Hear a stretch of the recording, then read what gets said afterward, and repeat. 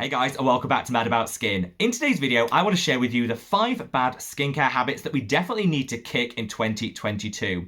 All of these habits could be causing damage to our skin, they could be preventing us from reaching our skin goals, and they might be increasing the overall cost of our skincare routine. None of those things are good, and I want you guys to learn from my own experiences, because I've been guilty of all of these mistakes in the past, and since I stopped these habits, honestly, I've seen some game-changing results in terms of my own skin. So I want you to sit back, relax, and let's talk the bad skincare habits to kick.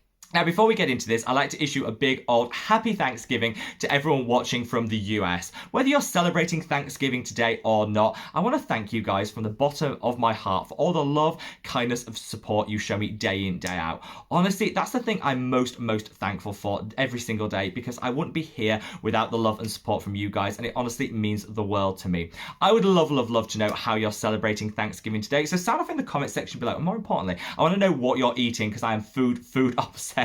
So let me know by leaving me a comment. But in true Mad About Skin style, shall we cut the waffle? Just delve into some of these bad skincare habits. First and foremost, and this is hands down the most important one that I want to get across, is to make sure that you apply your sunscreen to your eyelids and your tops of your ears. The reason it's really important to call this out is that recent data has shown the areas on our face showing the greatest increase in skin cancer rates are our eyelids and the tops of the ears. This is all down to the fact that we never properly apply our sunscreen to these areas. The eyelid people often avoid because it's very sensitive, and they find a lot of sunscreens might lead to irritation or eye watering, so they just avoid the whole eye area. We often forget that our ears even exist when we're applying our sunscreen, so that again explains why we might be not paying due attention to these areas.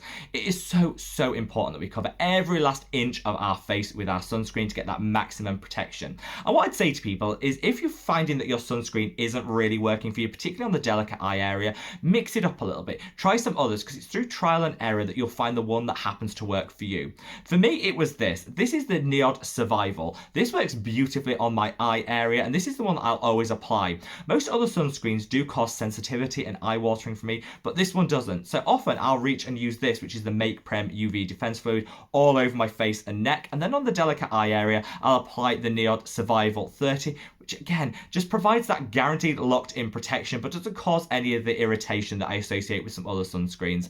Just promise me that tomorrow, when you go to apply your sunscreen, you'll look in the mirror and you'll make sure that you're covering the whole eye area and the tops of the ears, because these deserve the same protection and love that we show the rest of our face. The second bad habit I want to call out relates to this product, lip balm. Now, the reason I want to call this out is here in the Northern Hemisphere, at least, we're coming into like lip balm season. Those winter months, everything gets colder. We associate that with drier lips, some chapping, some flaking, and the first thing we do is reach for our favourite lip balm. Unfortunately, the vast majority of the lip balms on the market actually do more harm than good. That's because they're packed full of potentially drying and irritating ingredients such as peppermint and menthol. As consumers, we all love that instant cooling relief that we get from that menthol, that eucalyptus, or that peppermint ingredient that we see in our lip balm, which is why most of the products on the market are formulated with it. However, studies have shown that menthol, peppermint, eucalyptus all actually dry out our lips in the long term. They're also really significant irritants, so if you're suffering with any irritation in the lips, these are probably ingredients that I would definitely avoid.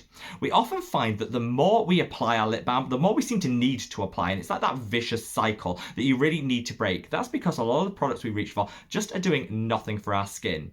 There are some really good lip balms on the market, and I would look for ingredients such as shea butter, vitamin E. These are all things that are going to nourish the lip in the long term, rather than just giving that short-term instant fix. One of my favourites at the moment is this. This is the Cicaplast Lèvre, which is by La Roche-Posay. Now, I'm trying a lot of products from La Roche-Posay at the moment because they've committed to going entirely cruelty-free in the coming months, and I want to be prepared so I can share my favourites with you for when that happens. Hands down, this is one of the best lip balms that I've been able to find, and it gives not only that instant relief, but the long-term benefits are so good. If you use this for like 2 days consistently, you'll definitely notice your hydration game in your lip has increased. You've got much less irritation and dryness. Honestly, such a good product. There's lots of other great ones out there, and a couple of cruelty-free mentions that I'll shout out are the NIOD Biolipid Lip Concentrate, really great product that whilst you might notice a little increase in dryness on the first couple of uses, after about a week, you'll notice your lips are hydrated and nourished to the gods. A beautiful product.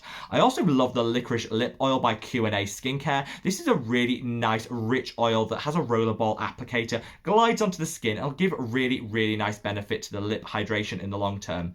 Just be really mindful of when you reach for that lip balm, turn it, read the ingredients, and avoid anything that has that minty, fresh scent to it, because whilst you might love the sensation, actually it could be increasing the level of dryness in your lips. Now, one bad habit I found really hard to kick was my obsession with drying spot treatments, as characterized by the sheer volume that I still actually own. Now, people love a good spot treatment because it does provide, again, an instant fix. You can dab these onto your zit and it'll shrink it overnight. You'll wake up and find that zit's easier to cover, it looks less red and less inflamed. These are all great things for people like myself that suffer with adult acne even in my mid-30s. However, I've learned through experience that often these drying spot treatments can do more harm than good. You get that immediate impact by the lessening of the overall appearance of the zit, but in the long term I found that these actually led to hyperpigmentation. There is some actual science behind this. A lot of the products contain quite harsh ingredients which are designed to zap that zit in an instant. They can, however, irritate and dry the skin. If the skin is irritated and dehydrated, it's much more likely to hyperpigment. So as that zit disappears, it's more likely to leave behind that dark mark. That scar, which honestly is never a good thing. It takes longer to get rid of than the zit itself.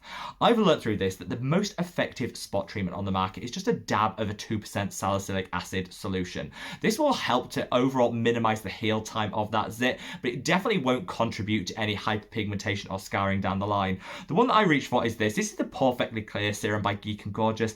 Game changing, gorgeous. It doesn't strip, it doesn't dry, it doesn't irritate. And yeah, if you use this before you go to bed on a morning, I found there's like a 25% reduction in the size of that zit. That's really good, makes it easier to cover, but it's not got all the issues associated with some of those really harsh stripping and drying spot treatments. So I'd say to any acne sufferer like me that's out there, definitely have some spot fighting ingredients in your arsenal, but see it as an overall skincare routine, not just a fixation on some drying spot lotions that could be doing more harm than good. Now, in at number 4 is an obsession with sheet masks. Now, sheet masks, don't get me wrong, I've got way too many here. Sheet masks can add some value to your skincare routine. They can bring the spa into your home. They feel great. They can help us relax, add to our wellness and overall well-being. I love a good sheet mask, and honestly, there are studies which show having that mask, that sheet over the skin, actually does help some of the ingredients penetrate better and more effectively. So they definitely have their place. However, I've seen a recent trend, which I think has been supported by TikTok, with people using a sheet mask every single day. They're not designed to be used like that, and honestly, it just means that you're overdoing a lot of the ingredients. Sheet masks often have extra concentrations of the key ingredients because you're only leaving them on the skin for, say, like 10 minutes. They're not designed to be used every single day. Whilst they might be hydrating you to the gods with infrequent use, if you use them every single day, you risk sensitivity, redness, and irritation, which are like the ultimate enemies of good skin. I would honestly say ditch the sheet mask and have a look at some of the other application masks instead. That's because these are super wasteful. If you think of all the packaging that goes into these, it all ends up in landfill, and really this is one of the most damaging in terms of our environmental impact steps of our whole routine.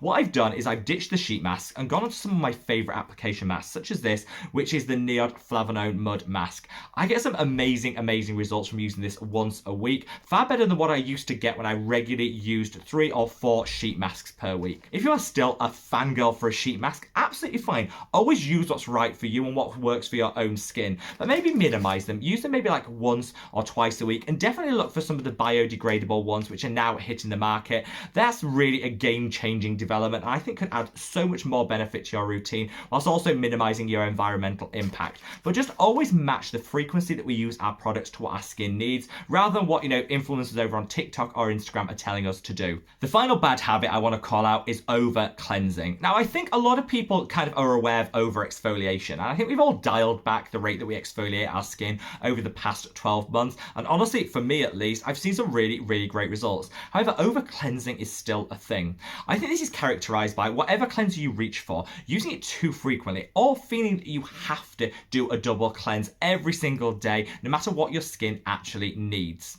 This obsession with double and triple cleansing, I think, has just got out of hand, and cleansing, like any other step in your routine, should always be matched to what your skin needs and what you're trying to achieve. On a morning, honestly, I just splash my face with lukewarm water. That's the only cleanse that I need. This is game changing if you have dry skin, because what you don't want to do is wash off all of those beautiful oils that the skin has created as we've slept and really dehydrating the skin from the start. Whatever cleanser you use, however good that cleanser claims to be, it's always going to have some drying element on the skin because you're washing away some of the natural oils in the skin. So be really mindful. And I'd say for most people, bar those that have super oily skin, I'd avoid a morning cleanse altogether and just splash your face with a beautiful amount of lukewarm water, freshen everything up and get your skincare off to a great start.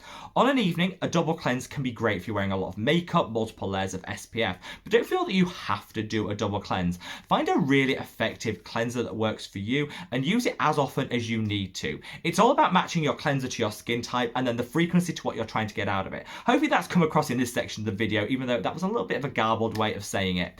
I hope that we can learn the same way we learn about over exfoliating, that over cleansing can be equally as damaging to our skin, and just be very mindful of how often you actually do it and the cleanser that you use. If you want to kind of know my best cleansers of 2021, I'll leave a link to that video up there. There's like a recommendation for each and every skin type, so definitely worth checking out.